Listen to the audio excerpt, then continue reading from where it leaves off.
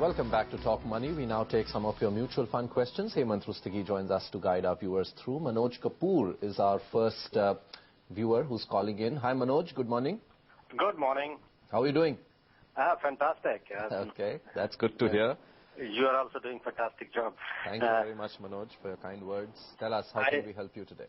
I wish to invest near about 50,000 rupees in ELSS. Okay. So which is the topmost ELSS available at present? Okay, all right. And second is, my father had invested near about 15 lakh rupees in HDFC equity and gradual 2-3 years, and in Kotak as well as in HDFC equity fund. Okay. It got transferred maybe by mistake or maybe by the thing HDFC itself to long-term equity fund. So first question is, can they do it on their own?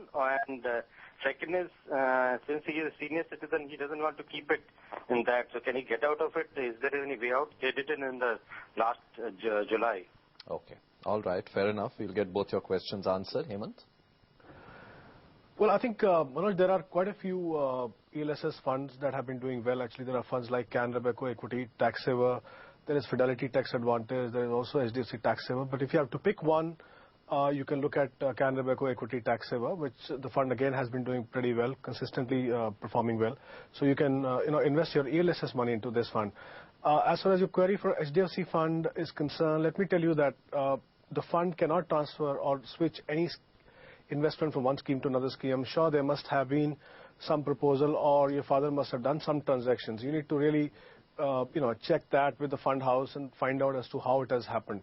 If it is a closed-ended fund, it's a tax-saving fund, or it's a closed-ended fund, then you have to wait for the window to open, or the only way is to exit from the secondary market. But if it is an open-ended fund, one can exit at any point of time.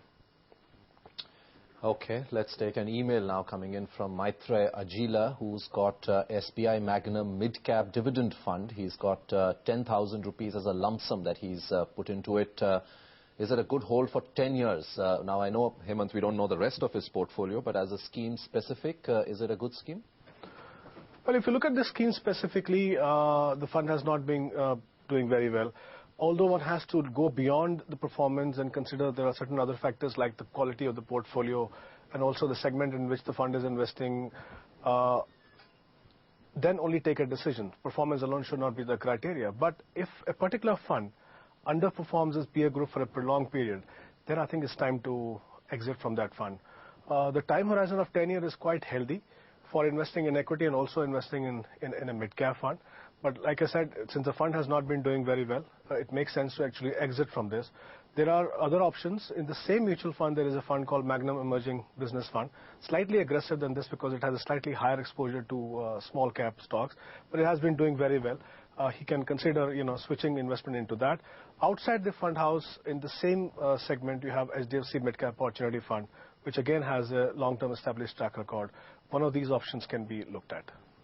All right, let's take another email. This one comes in from Chennai. It's from Brijesh Sharma, who's 60 years old. He's got HDFC Equity, where he's putting in 5,000 per month. He's got HDFC Top 200, another 5,000 per month. Reliance Banking, where he's got 1,25,000. I'm presuming that's a lump sum he's made. Are these funds good enough? He's got a holding period of only 3 years. Well, I think if you analyze all the three funds independently, all these three funds are high-quality funds. In fact, are among the leaders in their the category. Two funds, HDFC Equity and HDFC Top 200, the money is being invested through SIP, which is the perfect way for someone who wants to build up capital. Reliance Banking Fund, again, I think it's a sector fund, as we know. I don't think it really makes sense to actually invest a huge lump sum money in a sector fund, especially for someone who doesn't have a large portfolio. I'm going by the investment what have been informed in this mail. Even though I would say that in a falling interest rate scenario which is likely to emerge going forward, a banking sector fund can be expected to do well. But I think the issue here is not about how well the sector will perform. The issue here is the suitability.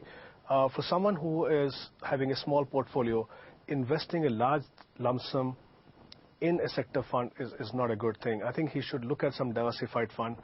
Within Reliance, he can either look at Reliance Equity Opportunity Fund, or a pure large cap fund like ICICI Focus Blue Chip Fund. Divide this money into the 2 funds where the money is being invested through SIP and the 3rd fund, and then take it forward. All right, we leave it there. Thanks very much, Hemant, for coming by and taking our viewers' questions. That's a wrap on this edition of Talk Money.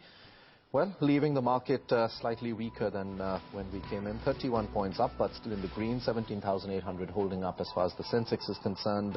Just about 5,400 on the Nifty. Cipla continues to remain the weakest of the Nifty stocks. Over 5% down that counter. Tata Power not having a good day as well. 2% down.